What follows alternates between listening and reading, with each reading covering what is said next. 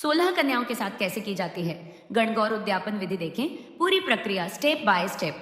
गणगौर उद्यापन पूजन सामग्री: लकड़ी की चौकी या पटरा, कलश, तांबे का, मिट्टी के कुंडे, गमले 2, दीपक मिट्टी, हल्दी पाउडर, कुमकुम, मेहंदी, गुलाल, अबीर, काजल, चावल, घी, फूल, दूब, आम के पत्ते, पान का पत्ता, 5 गेहूं, कलश पानी से भरा हुआ, नारियल, सुपारी, कपड़ा गणगौर के लिए, डलिया या टोकरी बांस की, कपड़ा, लाल चुनरी। गणगौर उद्यापन की अतिरिक्त सामग्री अंतिम दिन के लिए: साड़ी, श्रृंगार का सामान, 16 श्रृंगार का सामान, गेहूं, गुने आटे के, सीरा, हलवा, पूणी। गणगौर उद्यापन की विधि: नव विवाहिता गणगौर का उद्यापन करती है। नव विवाहिता कन्या पहली होली पर गणगौर की पूजा अपने मायके या ससुराल में करती है। इसमें 16 दिन तक पूजा होती है। यह गणगौर जोड़ने में पूजा जाता है। नव विवाहिता एवं 16 कुंवारी कन्या एक साथ पूजा करती है। नव विवाहिता अपने पड़ोस के 16 कुंवारी कन्याओं को एक एक सुपारी देकर गणगौर पूजा का निमंत्रण देती है। सभी मिलकर नव विवाहिता के घर पर गणगौर की पूजा करती है। होली की राख या काली मिट्टी एकत्रित करते हैं। चौकी या लकड़ी के पाटे पर रोली से स्वास्तिक सतिया बनाएं। चौकी पर दाहिनी ओर पानी से भरा कलश रखें। कलश के ऊपर पान की 5 पत्ते रखें और पान के पत्ते के ऊपर नारियल रखें। चौकी के एक तरफ साबुत सुपारी को गणेश जी के रूप में रखें। यहीं पर ₹1 भी रखें। अब गणेश जी की पूजा करें।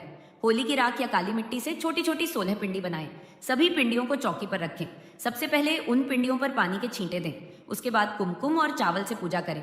चौकी के पास ही दीवार पर कुमकुम, मेहंदी, हल्दी और काजल से टीका लगाएं। कुंवारी कन्याएं 8-8 टीके और विवाहित स्त्रियां 16 टीके लगाएं। उसके बाद हाथ में दूब लेकर और पानी का कलश लेकर 16 बार जोड़ने के साथ गणगौर की पूजा गीत गाकर करें। पूजन के बाद गणगौर की कहानी के साथ साथ गणेश जी की कहानी सुने या कहें। कहानी के बाद पाटे का गीत गाएं। उसके बाद हाथ जोड़कर प्रणाम करें। फिर कलश के जल लेकर सूर्यदेव को अर्घ्य अर्पित करें। इसी प्रकार से 7 दिनों तक पूजा करें। 7वें दिन शीतला सप्तमी शाम को कुम्हार के घर से गणगौर भगवान और मिट्टी के 2 कुंडे ले आए। भगवान घर लाते समय बैंड बाजा के साथ आए। अष्टमी के दिन से बिजौरा जी की फूलों बनाए। मिट्टी के कुंडे में गेहूं बोए। गणगौर में ईसर जी, शंकर भगवान, गणगौर माता, पार्वती माँ, मालन मालिका जोड़ा और एक विमलदास जी की मूर्तियां होती हैं। अष्टमी से इन सभी मूर्तियों की पूजा प्रतिदिन करें।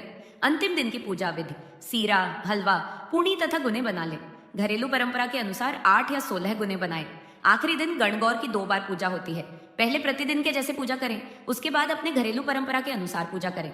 पूजा में सीरा, पूणी, गेहूं तथा गुन्ने चढ़ाए जाते हैं। आधे गुने उठाकर ले लिए जाते हैं। विवाहित स्त्रियां दूसरी पूजा के पहले चोलियां बिछाकर गुन्ने रखती है। खुद के, भाई के, जवाई, पति के और सास के बराबर बराबर गुने रखे जाते हैं। परंपरा के अनुसार 8-8 या 16-16 गुने सभी के लिए रखे जाते हैं। चोले के ऊपर श्रृंगार का सामान और साड़ी रखें। पूजा के बाद सभी पर हाथ लगाएं।